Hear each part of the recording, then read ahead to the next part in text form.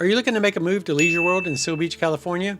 Well, in this video, we're going to go over the ins and outs of making a purchase in Leisure World and some of the things you might want to consider before making an offer in Leisure World.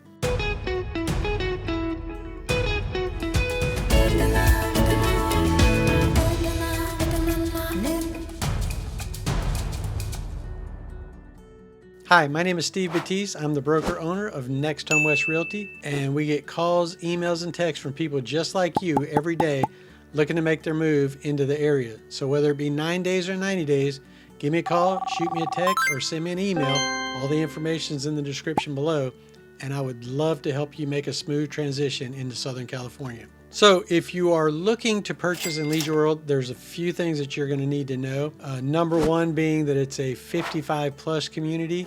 So, and we get calls, from people that are, looking to move into the area, and they see the prices in Leisure World, and some of them are really good. You can get in for, 300,000 on up. All the units in there, they're basically, you don't actually own the unit on 14 of the mutuals. So if you're looking to move into Leisure World, one of the first things you need to understand that it is a 55 plus community. You're actually buying stock certificate for the units, most of them. There is one mutual in Leisure World that are condominiums, and they pretty much function like during the sale process like a normal real estate transaction. But in the other mutuals within Leisure World, you have to go through a process. So what we're going to talk about today is that process, what you're going to need to know, and how to navigate the process, because the process can take 45 plus days. Usually it can get done in about 45 days, but you just give yourself a little bit more time. So Leisure World has 15 stock cooperatives and one condominium association. They pretty much function by a board of directors of volunteers. There are monthly dues that have to be paid. With the condominium, you pay your taxes, you get billed by the tax assessor, and with the stock cooperative, it is an assessment, so it's taken care of in that assessment. The actual units, the physical units, are owned by the Golden Rain Foundation. However, you do have rights with that stock certificate, and your rights to sell that stock of that unit. Okay. With the 15 stock cooperatives, there are different rules for requirements for people qualifying to move into Leisure World. I've seen it where you have to make a certain income, but certain mutuals will allow that income a little lower based on your age. So if you're older, you might not have to make as much, but you do have to have money in reserve in order to, so that they can assure that you're going to be able to pay the monthly HOA dues in there. HOA dues start right around $450 and go up, not too much higher, but currently that's where they are. I mean, by the, whenever you're watching this video, it might be different. But once you find a unit that you want to purchase, the process basically goes like this. When a seller wants to sell his ownership of that unit, he has to get a pre-inspection done. A pre-listing inspection. So they'll come in and they will inspect the unit to make sure that the unit is in good shape. If not, they will give the current owner a list of things that need to be repaired. Once that's done, the realtor can actually put the lockbox and start showing the property. When we go in to look at the properties, usually they're in fairly decent shape. Sometimes, I've seen a few of them that were not in great shape, but, the prices for Seal Beach is very inexpensive. But again, 15 of the stock cooperatives require that you pay cash. One of them you can get a mortgage on.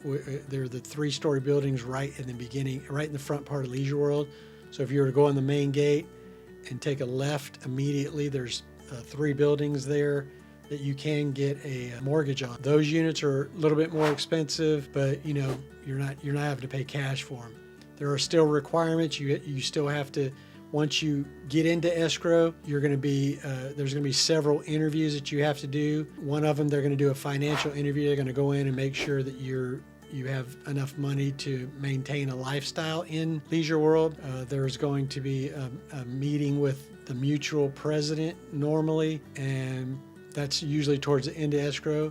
But before escrow closes, the seller is going to have to make sure that those required repairs that they were made aware of during their pre-listing inspection are taken care of before escrow closes. So sometimes that can drag out the process, but it's usually a pretty smooth process. A lot of the escrow company, they handle those mutual transfer or the stock transfers in the mutuals, so they understand what's going on and how to do it. You'll also need to go to the stock transfer office at the end of escrow to get the stock certificates transferred. They'll make sure everything's correct on them, and then that's where they'll give you the keys and basically give you access after escrow is closed. Now, there is a fee for the amenities, a one-time fee for the amenities, and that's going to vary depending on when you actually move in, but it's per occupant. So if you and your wife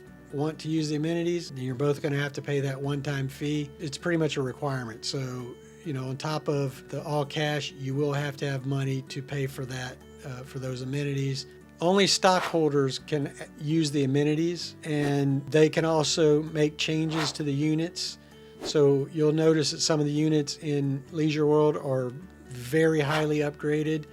Some of them, there's not a lot of work done to them. The units can be modified on the inside. Some of them, like if it's an in unit, or some units have a covered porches, some of those porches can be modified and for additional space. So you'll notice that a lot of that, those have to get approved through your actual mutual. So depending on what mutual you're in, will depend on whether or not they allow that to happen. Most of the time it's not a problem. It's just like getting a permit to fix up your current residence. Some of the mutuals will actually allow units to be rented out to renters. Some of them will not. So you're going to want to make sure before if you're planning on buying a mutual and renting it out, you're going to want to make sure that they allow that in that mutual as well. There's also, the Golden Rain Foundation has an HOA fee. So whether you live in a stock cooperative or the condominiums, you're going to have to pay that monthly fee.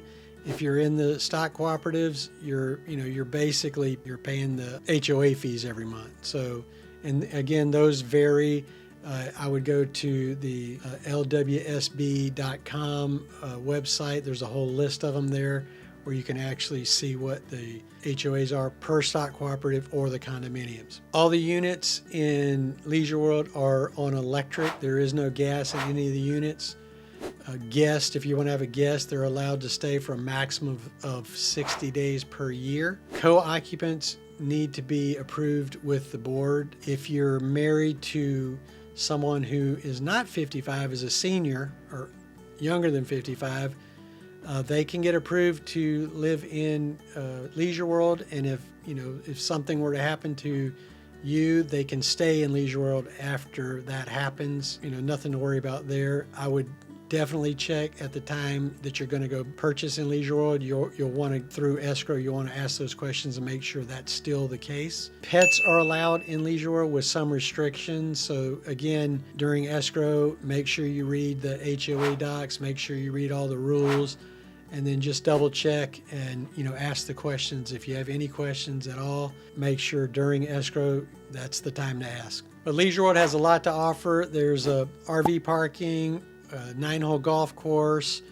There's 5 clubhouses. At the time of this video, there were 150 clubs. There's a woodworking shop. There's an aquatic center, putting greens. There's so much to do. They also have buses for transportation to downtown Seal Beach. At a time, they were doing daily buses out to Pechanga Casino out in Temecula.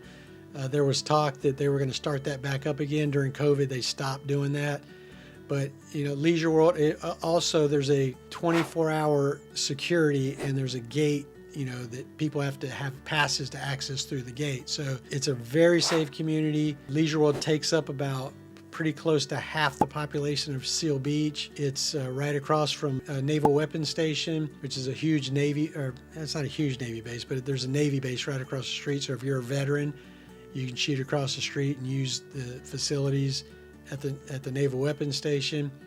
But you're literally, probably about a 5-minute drive to the actual beach too. So it's a great location, close to the freeway, plenty of things to do, a very active community, a lot of clubs to join, a lot of things to do. So if you're looking to make a move into Leisure World, I'd love to navigate you through the waters of moving in. So remember, all my contact information is in the description below. If you need anything, just let me know. We'd love to help you out.